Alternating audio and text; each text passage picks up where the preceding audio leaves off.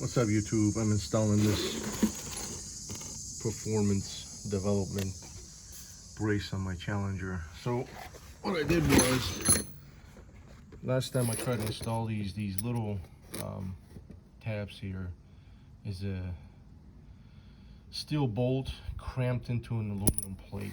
So I ended up making my own. Just went to Menards and got some electrical plates that are thick enough, and but the quality bolt, I think these are stainless steel stuff, and was able to weld them to these plates so they don't spin on me. I'm not trying to over torque them, it's just it was a bad experience trying to install these things last time.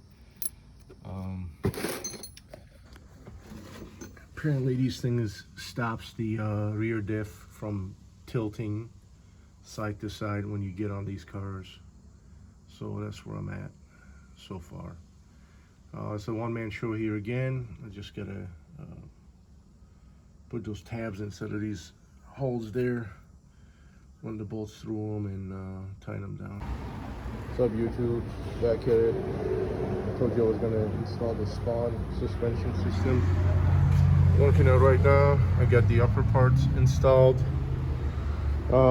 This thing was such a pain in the butt to install, so there's two little adapters that I show you to go inside of here. You got to hold it with a string. These comes down, and you slide them in. These bolts has to be torqued down, original bolts from the factory. These are ARP bolts, and now it's in the solid state here. Did install the Spohn wrench here. I'm sorry, the Spohn bar. And working on the other ones. One-man show as usual. Real quick, guys, show you between the B Woody and factory end links. Show you under the car, Venom race, catless long tubes. They came with wire extension for the sensors. I installed these myself. With ARP bolts, should have gone with the chromoly, but ended up using the grade 8 bolts. Hopefully they don't fall out. I'll check them next time I do an oil change. Get under the car and check that.